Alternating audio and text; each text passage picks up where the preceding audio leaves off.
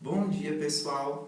Está começando agora mais um vídeo explicativo do curso de Cuidador de Idosos. E no vídeo de hoje nós vamos falar sobre algo essencial para a vida humana, que está ligado à independência, à autonomia das pessoas em qualquer idade e também em relação aos idosos, que é a locomoção, que é o movimento, a mobilidade. Ter flexibilidade, pessoal, ter equilíbrio, ter força muscular são aspectos muito importantes para a execução de atividades diárias, desde atividades simples, como se levantar da cama, se movimentar pela casa, preparar o alimento, fazer uma refeição. Tudo isso envolve essa nossa capacidade de movimento. E o ser humano ele tem essa necessidade de se locomover, de se movimentar. Isso faz parte do nosso dia a dia.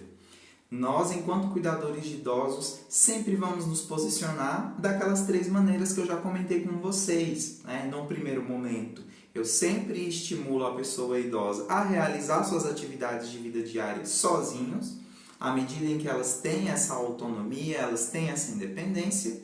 Num segundo momento, quando eu percebo que ele já não consegue realizar essas atividades sozinho, eu faço junto e só em um terceiro momento é que eu faço pela pessoa idosa, tá? Então, nós enquanto cuidadores, nós vamos precisar ter esse olhar atento, avaliando até que ponto o idoso consegue realizar essas atividades sozinhos, a partir de que momento ele precisa de auxílio.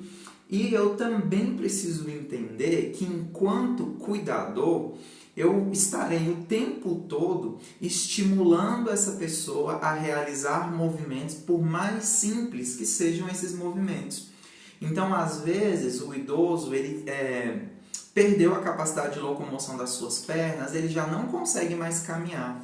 Mas em casa, com o auxílio de um fisioterapeuta, seguindo uma recomendação médica, eu vou poder realizar alguns movimentos mais simples com essa pessoa idosa para estimular a circulação, para evitar a atrofia, né? Então eu preciso me posicionar dessa maneira, tá bom? Nós percebemos, pessoal, que diversos fatores podem prejudicar essa mobilidade da pessoa idosa. Nós já comentamos alguns aspectos acerca do envelhecimento. Nós já falamos que à medida em que o nosso corpo ele vai envelhecendo, nós temos uma redução da massa muscular. Se eu tenho menos massa muscular, eu tenho menos força nos meus músculos. Isso vai prejudicar o meu caminhar, isso vai prejudicar o meu movimento. Nós já vimos também que no processo do envelhecimento, o nosso osso ele vai perdendo a capacidade de concentrar minerais, como é o caso do cálcio, do fósforo. Justificamos a necessidade, então, de melhorar a alimentação, trazendo, né, para a dieta desse idoso alimentos que reponham o cálcio, que reponham o ferro, que reponham o fósforo, principalmente o cálcio e o fósforo, que estão diretamente ligados à força dos ossos. Tomar o solzinho pela manhã para repor a vitamina C e assim evitar problemas como é o caso da osteoporose. Nós temos ainda, pessoal, um outro problema em relação ao processo do envelhecimento, que são problemas cognitivos ou disfunções no sistema nervoso central. Vocês se lembram da aula em que nós falamos sobre os cuidados com o idoso que apresenta demência, Alzheimer? Nessa aula, nós vimos que o nosso sistema nervoso ele é dividido entre sistema nervoso central, que é composto pelo nosso cérebro, pela nossa coluna vertebral e pelo cerebelo. E vimos também que existe o sistema nervoso periférico, que se compõe dos nervos que nós temos na palma da mão, em todo o nosso corpo, digamos assim, né? E o nosso sistema nervoso central ele é extremamente importante na nossa capacidade do movimento e da locomoção, visto que todo movimento que eu realizo, ele acontece de uma combinação entre o meu sistema nervoso central e o meu sistema musculoesquelético. O que é o sistema musculoesquelético? O próprio nome já está dizendo. É a composição do músculo e do osso que me dá essa possibilidade de realizar o movimento. Tá? Então, sistema nervoso central mais sistema musculoesquelético trabalham juntos e produzem o movimento. Tá? Então, alguma disfunção nesse sistema nervoso central também vai provocar danos na locomoção, no movimento dessa pessoa idosa. Podemos relembrar lá o exemplo que eu trouxe para vocês de um idoso diagnosticado com Alzheimer. À medida em que a doença vai progredindo, ela vai afetando regiões do cérebro justamente responsáveis por emitir impulsos do movimento. E por mais que esse idoso tenha todo o seu sistema locomotor funcionando, ele não consegue produzir o movimento porque o seu cérebro não emite mais esse pulso nervoso. Tá? Precisamos pensar também que todo esse sistema sincronizado que ocorre entre o sistema nervoso central e o sistema musculoesquelético, ele vai acontecer de uma maneira em que o sistema nervoso central ele vai emitir esses impulsos, ele vai emitir esses comandos para cada músculo e para cada articulação, para que esse músculo, para que essa articulação realize esse movimento funcional, realize esse movimento coordenado. Tá? Eu preciso pensar que o meu osso ele é uma estrutura muito rígida e ele não se articula. O meu osso ele não se curva. Justamente por isso que eu vou ter um ligamento entre um osso e outro. Eu chamo esse ligamento de quê? De articulações. Então, por exemplo, se eu olhar para a minha mão, eu percebo que eu consigo fazer esse movimento com os meus dedos. Então, se a gente fosse ver aqui o sistema esquelético, vocês iam ver que cada ossinho do meu corpo tem um nome. São nomezinhos, alguns até engraçados. Então, quando eu realizo esse movimento aqui, o que está sendo flexionado na realidade não é o meu osso em si, mas eu tenho aqui o ligamento entre um osso e outro, que eu chamo de articulação.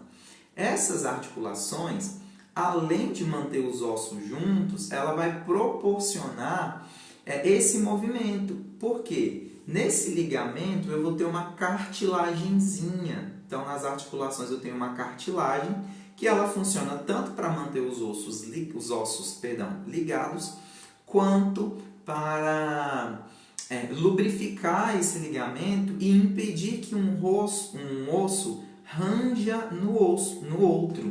Me embananei toda agora, Essa cartilagemzinha, então, ela vai ter uma capacidade lubrificante para impedir que um osso raspe no outro e assim provoque alguma lesão, alguma fratura, tá? Justamente esse é um dos grandes problemas associados ao envelhecimento na mobilidade da pessoa idosa. O problema nessas articulações, aí é onde nós vemos a artrite e a artrose. Muitas pessoas acham que é a mesma coisa, os nomes são parecidos, tem algumas semelhanças, mas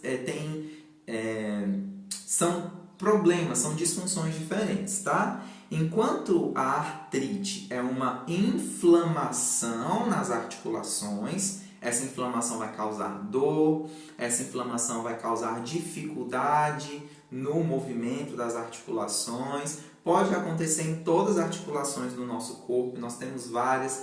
Todo lugar que eu tenho encontro de ossos e esses ossos eles precisam realizar um movimento, eu vou ter uma articulação, tá? Então, no caso da artrite, eu estou me referindo a uma inflamação nas articulações. E isso é recorrente em qualquer idade. Já no caso da artrose, também pode ocorrer em todas as idades, mas é mais comum na velhice, porque enquanto a artrite é a inflamação, a infecção nessas articulações, a artrose vai ser a perca dessa cartilagem.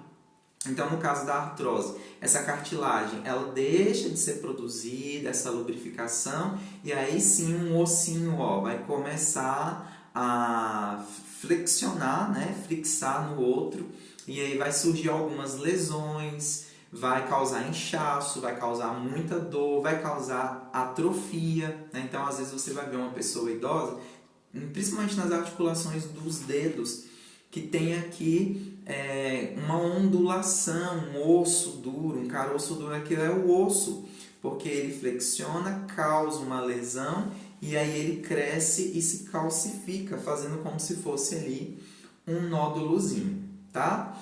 E nesse processo, então, do movimento, em que eu tenho o sistema nervoso central, o osso que precisa flexionar, o músculo, todas essas articulações, todo esse ligamento que vai unir os ossos e a cartilagem.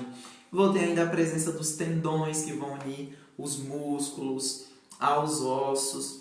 Como que vai funcionar esse movimento, esse processo do movimento? Então, o sistema nervoso central ele vai enviar um impulso lá para o músculo ele vai contrair, vai exercer força sobre o tendão, lembra que os tendões aqui unem o músculo aos ossos, vai exercer uma força sobre o tendão, esse tendão vai puxar o osso, e aí esse osso, através dessas articulações, né, vai conseguir realizar o movimento. E lembrando que nós estamos falando aí dos movimentos que nós chamamos de movimentos voluntários, né? Porque no meu corpo eu tenho os movimentos involuntários, como o pulsar do meu coração, isso é independente da minha vontade, também é o sistema nervoso que emite esse impulso, mas eu tenho esses movimentos que eu chamo de voluntários, o caminhar, o gesticular com a mão, né? E são justamente esses movimentos voluntários que mais são afetados, ou com disfunções cognitivas, ou com problemas nas articulações, ou com a osteoporose, tá? A própria questão da perca da força muscular faz com que uma pessoa idosa corra o risco, né, de ao tentar caminhar, cair, ou que ele não tenha força suficiente para segurar um copo, para tomar uma água, ou para pegar em um garfo para fazer a sua alimentação. Quando nós falamos lá sobre alimentação, eu enviei para vocês um videozinho dando algumas dicas, né, de como se posicionar na hora do alimento. Então, que o idoso esteja sentado à mesa, ele pode ter um auxílio de um cuidador ou de um familiar para alimentação.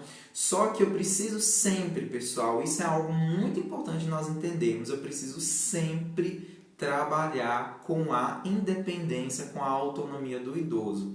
Então, existem essas lojas, essas empresas que trabalham com produtos voltados para a saúde, alguns materiais que nós chamamos de tecnologia assistiva. Então, você vai encontrar lá uma colher feito de um material que normalmente é de plástico, não é utilizado metal para não machucar a boca da pessoa idosa, só que ela é uma colher que ela tem um formato que dá mais segurança para o idoso, né? Às vezes ela tem até uma fitazinha com velcro, onde você prende na mão do idoso para ele ter mais segurança, tá? Para colocar o alimento na boca. Sempre que ele conseguir, então, se alimentar sozinho, tendo a ajuda desses equipamentos, eu proporciono dessa maneira para que ele tenha essa autonomia, tá? Então, assim, o que ocorre? Eu preciso pensar que no processo de envelhecimento há uma perda de 10 a 20% da força muscular. Quando isso é somado a essas disfunções, sejam musculoesqueléticas, sejam funções cognitivas, isso vai impactar muito no desempenho dessas atividades motoras do idoso. Isso por muitas vezes vai limitar ele nas atividades do dia a dia. Então é preciso eu pensar em diversas adaptações para que eu consiga promover a independência do idoso e também a segurança dessa pessoa idosa. Algo que eu defendo muito é a adaptação do ambiente em que o idoso vive. Está na apostila de vocês, está falando lá sobre essas adaptações do ambiente. Então eu preciso pensar que na casa, no local onde o idoso reside, e ele se movimenta, e ele se locomove ali pelo espaço, Eu não posso deixar objetos espalhados pelo chão. O ideal é que eu não tenha, por exemplo, um sofá no meio da sala, que ele fique mais no canto, para que o idoso tenha liberdade de se locomover, que eu não tenha uma mesinha de centro. Tomar muito cuidado em ambientes onde eu tenho o idoso e a criança, porque às vezes a criança ela vai brincar e deixa brinquedos espalhados ali pelo chão.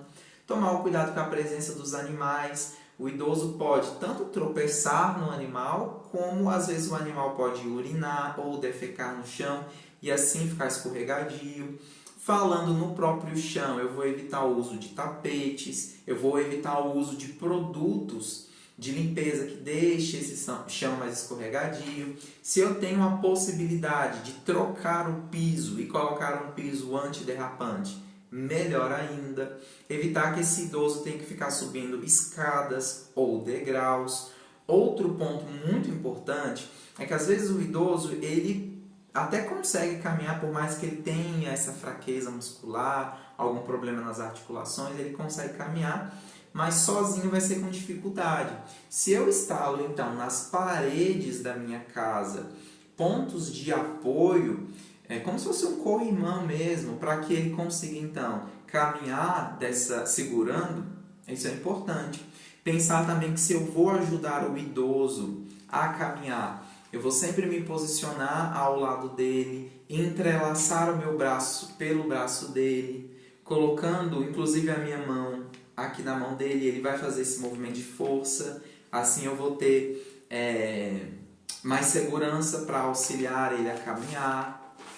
Vou pensar que o banheiro em que esse idoso vai fazer a sua higiene também precisa passar por adaptações. Muitas das vezes ele vai conseguir tomar banho sozinho, com pouco auxílio. Então eu vou pensar em um banheiro de fácil acesso, eu vou pensar em um banheiro, esse obrigatoriamente tem que ter um piso antiderrapante. Eu vou optar por não colocar um box no banheiro, é muito perigoso, principalmente o box de vidro. Eu vou pensar em adaptar um assento para ele poder tomar o banho dele sentado. Existe para ser vendido aí nos comércios um banco em que você fixa ele na parede, é mais seguro do que você simplesmente colocar uma cadeira de plástico, porque a cadeira de plástico pode escorregar e cair com o idoso. Então eu fixo esse material na própria parede. Coloco ali também shampoo, condicionador, esses produtos de higiene na altura em que ele consiga pegar com facilidade. E até mesmo o sabonete, que muitas das vezes é escorregadio e pode acontecer do sabonete cair no chão, o idoso abaixar, fazer algum movimento para pegar o sabonete, cair e se machucar. Tem uma dica muito legal: você pega o sabonete, coloca ele dentro de uma meia calça e fixa com prego mesmo, com um parafuso, essa meia calça na parede. Assim o sabonete está sempre dentro dela, ele vai conseguir pegar o sabonete para se ensaboar, ou optar por um sabonete líquido também colocado ali nessa prateleirazinha ao alcance da pessoa idosa, tá? Pensar na adaptação do vaso sanitário, do lavatório, tá? Então eu tenho que pensar, gente, que a casa onde o idoso mora tem que ser uma casa que proporcione para ele exatamente essa segurança, tá? Além dessa adaptação no ambiente, eu tenho que pensar também na roupa e no calçado que esse idoso vai vestir. Muitas das vezes, se eu opto por roupas, por camisas de botão, ele vai conseguir vestir com mais facilidade. Quando eu opto por um sapato fechado, por um sapato antiderrapante, tá? Então, conforto, segurança e autonomia para essa pessoa idosa são prioridades, tá? Seguir todas as recomendações médicas quando eu cuido de um idoso que já está diagnosticado com uma dessas disfunções cognitivas ou musculoesqueléticas, né? Então, se eu cuido de um idoso que tem osteoporose, eu tenho que tomar um cuidado redobrado para evitar as quedas, porque a queda pode resultar em morte. Se eu cuido de um idoso que tem um problema de artrose, existem alguns medicamentos que são utilizados no tratamento da artrose, né? Além de atividade física, além da dieta, porque o peso, o sobrepeso, também traz prejuízo para as articulações, né? Porque vai exercer um esforço a mais nesse movimento. Normalmente, pessoal, o tratamento da artrose, como apresenta dores nas juntas, inchaço, essa limitação no movimento, normalmente é recomendado, né, pelo reumatologista um trabalho de fisioterapia, né, e aí eu vou ter esse trabalho multidisciplinar entre o médico, entre o fisioterapeuta, entre o familiar e eu, que sou o cuidador. E esse tratamento normalmente vai envolver atividade física, a própria presença do fisioterapeuta, às vezes um pilates, hidroginástica e alguns medicamentos que ajudam, que estimulam a produção dessa cartilagem, visto que a artrose é essa diminuição da produção dessa cartilagemzinha que traz tanto a flexibilização, a união dos ossos, tá? Então eu tenho o sulfato de glicosomina, nome difícil, né? Que faz essa reposição da cartilagem, e tenho também o sulfato de condroitina. Sem falar que no caso das dores pode também ser passado algum anti-inflamatório. Lembrando, gente, que eu não posso medicar a pessoa idosa sem ter esse acompanhamento, sem ter essa recomendação médica, tá? Como eu disse para vocês, é importante existir esse trabalho multidisciplinar. Então, muitas das vezes o fisioterapeuta ele vai lá na residência do idoso, realiza algumas atividades com o idoso, outras vezes o idoso vai até um espaço, uma clínica especializada, né, nesse tipo de situação. Mas existem também alguns movimentos muito simples que eu posso realizar com o idoso em casa. Eu vou mandar alguns vídeos para vocês dando exemplos desses movimentos, tá? São vídeos de apoio, mas no material de vocês também tem, né? Para quem tem a apostila do curso, nós temos lá na página 36 da apostila alguns exemplos de movimentos que eu posso fazer com a pessoa idosa, né? Tá aqui, ó, na página 36. Tem a figura, tá bem explicativo como que é realizado esse movimento, tá, pessoal? Independente do estado que esse idoso está, ele precisa se movimentar. Até mesmo o idoso acamado, eu preciso, seja na hora do banho no leito, seja em algum momento ao longo do dia, realizar alguns movimentos. Se o idoso consegue ajudar, vou contar com a ajuda desse idoso, senão eu vou fazer um movimento por ele para estimular a circulação, para estimular o movimento, para evitar a atrofia, para evitar escaras. Nós vamos ter uma aula em que nós vamos falar das escaras, como evitar, como cuidar, né? No idoso acamado eu preciso fazer a mudança de decúbito pelo menos a cada 2 horas, então a cada 1h30, 2 horas no máximo eu tenho que fazer a mudança de decúbito. Professor, o que é a mudança de decúbito? O idoso acamado, a pessoa acamada na realidade, ela sempre vai ficar em decúbito frontal e decúbito lateral, tá? Então, decúbito frontal é quando ele está deitado de barriguinha para cima.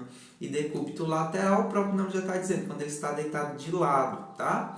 Então, cada vez que eu vou realizar a mudança de decúbito, se ele está de decúbito frontal, eu mudo ele para decúbito lateral esquerdo. Passou 2 horinhas, decúbito frontal de novo. Passou mais 2 horinhas, decúbito lateral agora direito, tá? Isso para quê? Para evitar as escaras. E nesse momento eu posso utilizar, aproveitar a oportunidade para realizar alguns movimentos. Como eu disse para vocês, na página 36 da apostila tem toda essa questão dos movimentos, tá? Outra coisa muito importante que vocês vão ver no material, na página 34, são algumas dicas para essa mudança de posição, para essa mudança de decúbito, para como transferir o idoso que está deitado, como colocar ele na posição de sentado, ou como fazer a transferência dele da cama para uma cadeira de rodas ou mesmo para uma poltrona.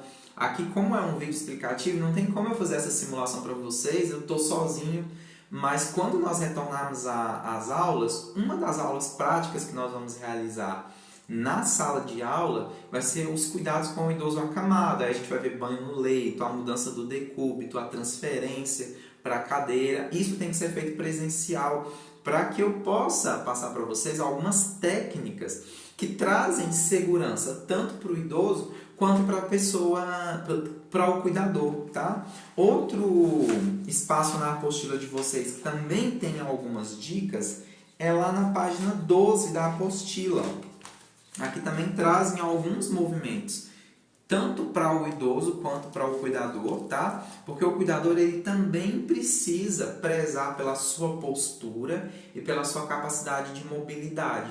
Se eu não tomo cuidado com a minha postura corporal, se eu não tomo cuidado com a maneira como eu me abaixo, com a força que eu exerço, por exemplo, cuidando de um idoso acamado, com a força que eu exerço, com a minha postura ao fazer a mudança de decúbito, daqui a pouco eu vou ter lombalgia, que é a dor na lombar, a famosa dorzinha nas costas, eu vou ter dor no ombro, eu vou ter problema na coluna, e aí eu que vou ter que procurar um fisioterapeuta, né?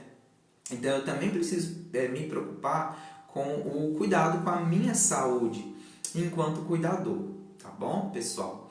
Então, assim, é muito importante nós sempre estarmos atentos à nossa postura corporal e estar atento também ao idoso, ao conforto, à segurança da pessoa idosa, estimular atividades, estimular esses movimentos. Se o idoso ele tem essa capacidade de caminhar, eu vou estimular ele a caminhar. Tem muitos idosos que às vezes não são estimulados, eles são incapacitados pela própria família ou pelo cuidador, porque às vezes ele tem uma dificuldade de caminhar sozinho, mas com a ajuda do familiar ou do cuidador ele consegue dar uma volta no quarteirão. Isso é importante, eu preciso promover essa independência da pessoa, né? Tomar cuidado para não ficar fazendo tudo pelo idoso, porque senão ele vai se acostumar a não realizar as próprias atividades dele, tá? Então eu vou estimular esse passeio, eu vou estimular essa caminhada, eu vou estimular todo esse tipo de movimento para que eu consiga então trabalhar, né, toda essa questão do movimento, da articulação. Isso está, gente, ligado muito à autoestima da pessoa idosa, tá? Nós percebemos um movimento, inclusive, muito importante no caso dos idosos que têm prisão de ventre, tem uma disfunção intestinal. O caminhar vai ajudar o intestino a funcionar melhor, né? Então eu posso, junto com o fisioterapeuta, junto com o médico que acompanha esse idoso, fazer uma programação de atividades físicas, pelo menos 3 vezes na semana, com duração de 30 minutos. Vamos fazer uma atividade física de acordo com o condicionamento dessa pessoa idosa, né? Eu posso fazer alguns movimentos, vocês vão ver no vídeo que eu vou enviar para vocês.